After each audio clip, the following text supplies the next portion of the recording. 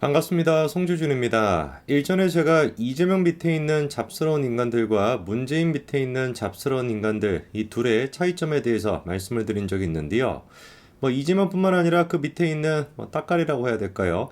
이런 사람들을 보고 있으면 특징이 한 가지가 있습니다. 그냥 직관적으로 나쁜 사람이다라는 게 느껴진다라는 거죠. 이재만 대표만 보더라도 그 사람이 무슨 생각을 하고 있는지 어떤 악한 생각을 가지고 있는지 표정에 그냥 다 드러나지 않습니까?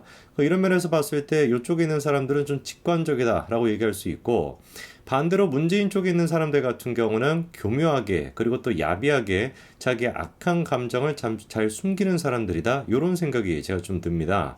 문재인이 같은 경우도 마찬가지죠.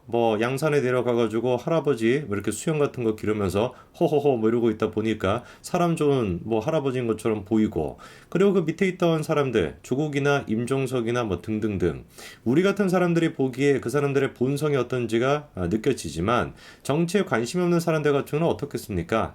솔직히 얘기해서 조국도 잘생긴 얼굴 아닙니까? 그리고 또 임종석도 약간 좀 북조선에서 좋아할 법한 그런 매력을 가지고 있잖아요. 겉으로 봤을 땐 그런 식의 매력이 있다 보니까 악한 그런 본성이 잘 드러나지 않는 그런 특징이 있습니다. 오늘 제가 영상을 통해서 말씀드리고자 하는 것도 사실 간단한데요.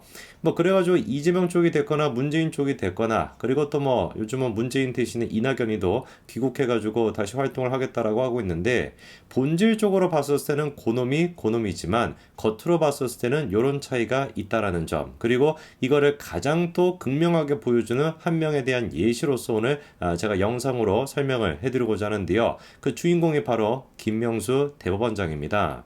저는 좀 문재인 아까 말씀드렸던 그 특징, 마음속에는 본성상으로는 악함을 가지고 있지만 그거를 겉으로는 잘 숨길 수 있다라고 하는 거, 이게 진짜 가장 큰 해악을 끼치는 분야가 사법부가 아닐까 싶은데요.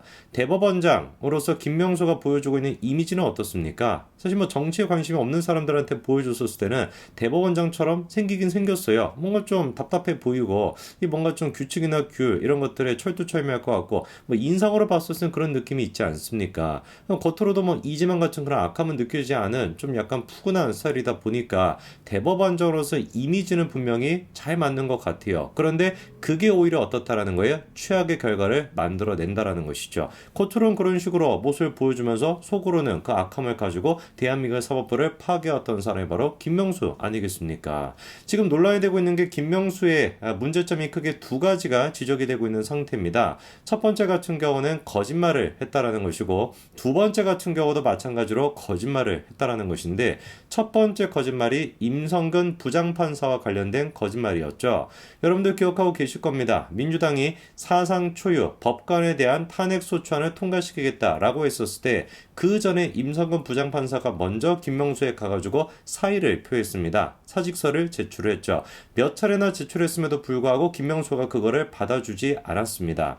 임성근 부장판사에 대한 사표가 처리가 됐으면은 이미 사표가 처리가 됐고 사퇴를 한 상태이기 때문에 당연히 민주당이 추구하고 있었던 탄핵소추안도 물거품이 될 수가 있는 거겠죠. 그리고 그거를 위해서 실제로 김명수가 어떻게 했던 겁니까? 임성근 부장판사의 사표를 처리하지 않았던 겁니다. 대법원장으로서 지켜야 되는 최소한의 독립성조차 지키지 못했던 것이고, 사실상 그냥 민주당의 꼭두각시 노릇이나 했던 것이죠. 근데 놀라운 것이 뭐였습니까? 너무나 당당하게 김명수가 자기는 그런 얘기를 한 적이 없다. 민주당이 탄핵소추안을 지금 통과시키려고 하는 거, 그거와 전혀 상관이 없이 그냥 임성근 부장판사만 놓고 봤을 때 사표를 내가 받아들이지 않은 것 뿐인 것이다. 이런 식으로 국민들 앞에 대놓고 거짓말을 했습니다. 그리고 그것뿐만 아니라 국회에 답변서까지도 그런 취지로 제출을 했었죠. 그런데 그 모든 것들이 싹 다 거짓말이라고 하는 것이 녹취록을 통해서 확인이 됐었습니다. 정확하게 그러니까 김명수는 대법원장으로서 신뢰가 누구보다도 필요한 직책이었던 그 대법원장으로서 국민들의 신뢰를 잃었습니다. 이미 이때부터 대법원장으로서의 자격을 상실한 것이죠.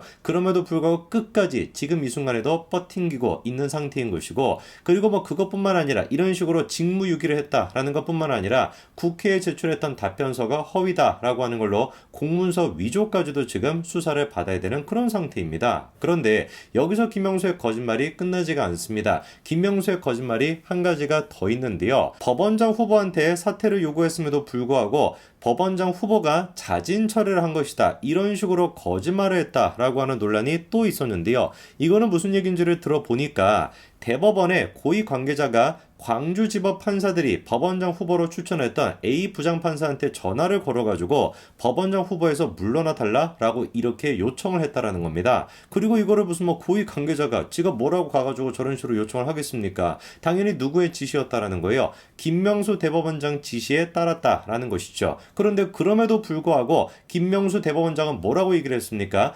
A 부장판사가 후보직에서 사퇴를 했다, 자진 사퇴를 했다, 이런 식으로 또다시 거짓말을 했다라는 겁니다. 제가 이런 거를 보면서 역겨움을 느끼는 게 뭐냐면요, 이것도 이재명과 이런 그 문재인 쪽에 있는 그 따까리들의 가장 큰 차이점이라고 할 수 있는데, 만약에 이재명이었다, 일처리를 이렇게 했겠습니까? 택도 없는 소리지. 그냥 직진으로 그냥 돌진을 해가지고, 야, 내가 마음에 드는 사람 이 사람이야, 그냥 임명을 해버리지 않았겠습니까? 후보 추천지다 보다 이딴 식의 것들은 없었겠죠. 이재명한테 그건 귀찮은 거에 불과한 거니까. 그런데 문재인 쪽에 있는 인간들은 어떻게 한다라는 거예요. 겉으로 봤을 땐 교묘하게 민주주의적인 것처럼, 공정한 것처럼 그런 식의 쇼지를 한다라는 겁니다. 이것도 마찬가지인 거잖아요. 김명수 본인 스스로가 법원장에 대한 후보 추천제, 이것이야말로 민주사법행정의 기틀을 마련하는 것이다 뭐다 라고 생쇼를 다 했지만, 뒤로는 어떻게 하는 겁니까? 마음에 안 드는 사람이 나오면 그냥 전화 걸어가지고 당신 사퇴했으면 좋겠다라고 하고, 국민들 앞에 가서는 자진 사퇴했다고 그냥 거짓말을 치는 것이고, 그리고 지가 안 치고 싶은 사람 안 치는 거. 완벽하게 그러니까 국민들을 속이는데 더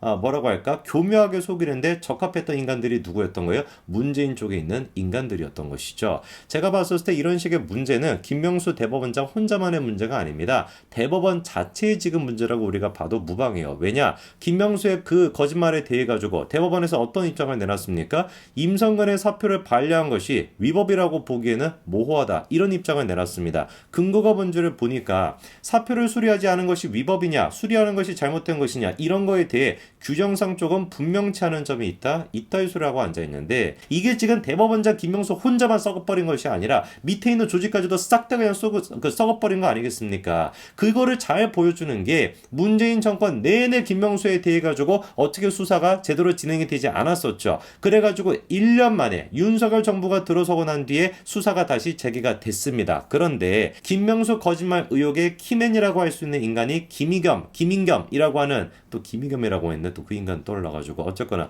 김인겸이라고 하는 부장판사에 대한 소환 통보를 했습니다. 이것도 참 기가 막힌 게 뭐냐면요, 원래 이제 소환 통보를 한다라 그래가지고 다 갈 필요는 없죠. 의무가 있는 건 아닙니다. 그런데 생각을 해보십시오.